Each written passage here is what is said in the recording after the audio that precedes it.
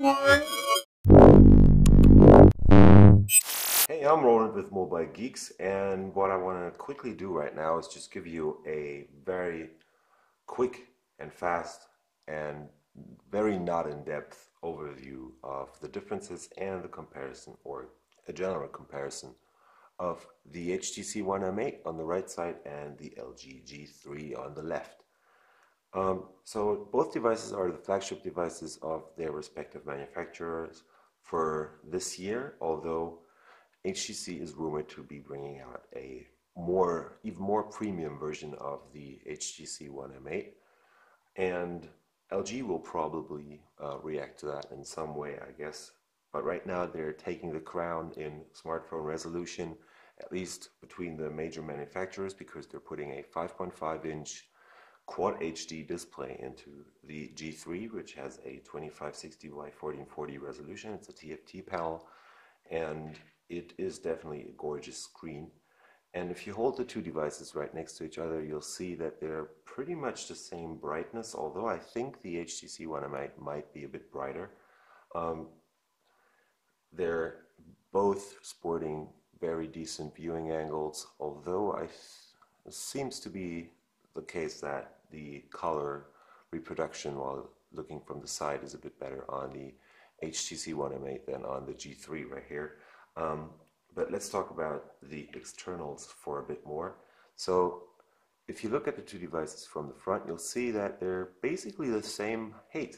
So there's only a tiny fraction of a difference in height between these two smartphones. And although the G3 is 5.5 inches and it's pretty much a lot larger than the M8, at least in screen real estate, you'll see that both devices are just as tall as the other one. That is caused by the fact that LG is using a screen that has very thin bezels on the G3 right here, and they're also saving space around the casing, so you only have minimal bezels on top and on the bottom of the device, while HTC is actually, well, some people think they're wasting space on the M8 right here because they are integrating this bar down here, and they're also giving away some space on the boom sound speakers that are on both ends of the devices, so they can't really build this device as compact as the G3 in this case. But when you put them on top of each other, you'll see that the G3 is actually much wider than the M8, so that's where the difference between the screen sizes actually comes really into play. So the M8 is a bit more, it's more easy to hold because it's just not as wide, and you don't have to grab around the device as far as you have to on the G3, because although it's very, very small and compact for a device with this screen size, is definitely a pretty wide phone. If you hold them like this, you'll see that they're pretty much the same height or depth. So they're just as thick, and again, they can clearly see that the length of the two devices is pretty much the same on here. When it comes to the weight of the two devices, the M8 is losing to the G3, although the G3 has a bigger battery and a bigger screen, because the M8 is sporting this super premium aluminum finish. So this is a full metal body, and it weighs in at 160 grams. So that's actually 11 grams more than the G3 that is still made out of plastic. They're using a back cover that has a plastic base and is covered with some metal film, so they're mixing in metal particles to actually gain this very shiny look that I don't know if you can see that on the camera, but that is definitely giving the G3 also a premium look and feel. The G3, since it's so light and it is made out of plastic, doesn't feel as premium as the M8. So if you're really looking for something that is not only very sturdy but also looks good and has one of the best cases around right now, is definitely the M8 going ahead on the case quality. But in general, the G3 is also very great quality actually, and it's 11 grams lighter than the M8, coming in at 149 grams. Let's just quickly talk about the camera. So we have a 2.1 megapixel camera on the front of the M8, and I think there's also one 2.1 megapixel camera on the G3 right here. So both devices have pretty good, very well made cameras on both devices right here. They're both supposed to be able to take high quality selfies, but where there's a bigger difference is actually the back of the two devices. So let me just turn these off, turn them around, and on the M8 we have this duo camera setup that is using that ultra pixel sensor with a resolution of 4.3 megapixels combined with a dual LED flash, and up here we have this depth sensing camera that's also integrated in the M8 to gain this refocus effect through hardware that other companies are only realizing through their software stuff. Where the G3 actually has a 13 megapixel camera, it's not using, the pixels are way smaller and they're pretty much the same size as on last year's G2, but the G3 has an improved sensor, and it's also using their new autofocus that is laser based, so that's definitely giving you a very quick autofocus time of under 0.3 seconds. Right next to that we also have a dual LED flash with different tones to optimize skin colors. While we're on the back, let's talk about the buttons on both devices. So the G3 sports LG's typical and signature rear keys, the so-called rear keys that are placed in the middle under their camera on the back right there. So we have the warming marker right here and the metallic standby button actually. On the M8 you actually have the classic button layout that HTC has been using on a bunch of its smartphones. So we have the volume rocker right here on the side, no buttons on the back, and the on and off button is actually situated up on top. So it's pretty much right here, so it's kind of hard to reach up here. And you also have to get used to the fact that the G3 has the buttons on the back, so both devices sport somewhat of a different button layout right here that is not as common in the industry and not used by that many manufacturers. Software wise, they're both running a heavily modified interface based on Android 4.4.2. So we have the HTC Sense 6.0 version on the One M8 and the new LG UI on the G3 right here. They're both pretty professional looking actually.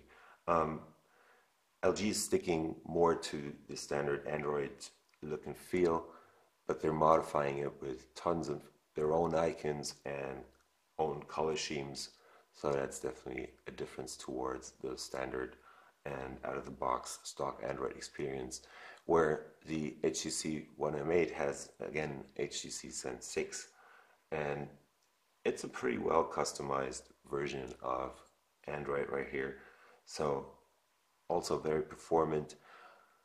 While using the interface, I felt that they're both well, there's a lot of time lost on the animations and stuff, so on both devices you don't really feel the speed. Everything's super fluid, so you don't have to worry about stuttering or anything.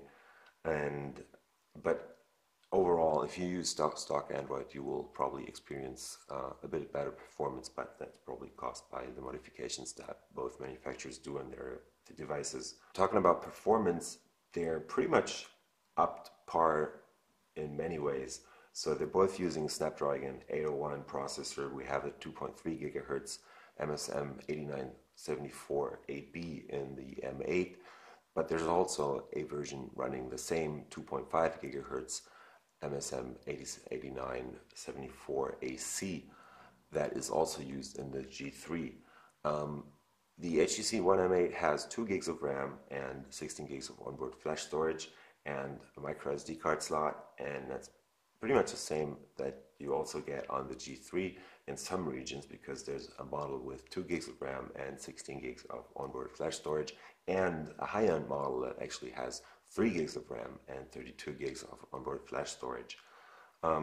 There's also a micro SD card slot integrated right here, so that's accessible by removing the back cover. On the M8, it sits just above the volume marker right here on the side, or maybe even on the other side, because I can't really remember which one of the two ports or docks is actually for the SD card. The battery on the M8 is non-removable because you have a unibody design that doesn't have any openings, or you can't remove the back on the M8, whilst you can actually take off this plastic casing on the G3 right here to access the fully user serviceable 3000 milliampere hour battery. So you can remove that and actually put in another battery, which you can't do on the 2600 milliampere hour battery that is in the M8. The performance that is actually generated by the two Snapdragon 801 processors, I couldn't really measure that, but they should be pretty much on the same level. Since this is a pre-production model of the G3, the software hasn't been optimized, so I'm getting around, well, 33,000 points in Antutu benchmark, which is pretty much the same as you would get on the M8 right here. They're pretty close together, but again, the screen is much higher resolution on the G3, whilst the M8 is, well, sticking to their full HD resolution, but it's also a very, very nice and very sturdy device. The G3 is just coming out in Germany pretty soon, in the beginning of July, they said, or end of June, coming in at 549 euros for the 2 gig version with 16 gigs of onboard flash storage, and 599 euros for the 3 gigabytes and 32 gigs variant of the device.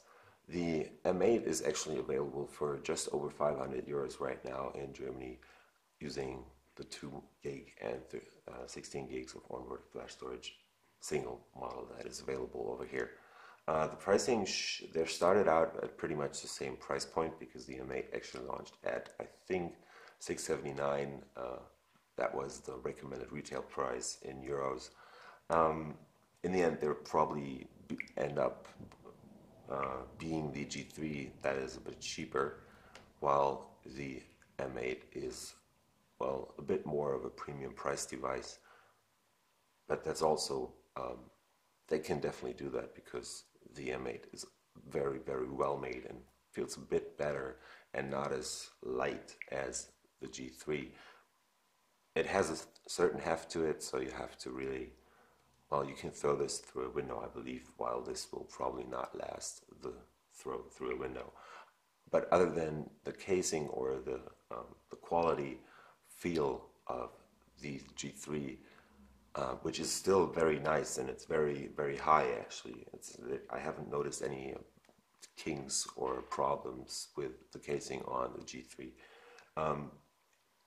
It has the better screen. It has a super high resolution screen. It has more RAM available. It's a bit better priced. We have Android KitKat on both devices. I think this camera should be a bit better, but we'll see that in the extensive testing that we're going to start doing during Computex. And yeah, so definitely both recommendable, but the G3 is right now on top of the spec war, but we'll see how long that lasts. While I was rolling with Mobile Geeks, checking out the HTC One M8 compared to the LG G3. Thank you.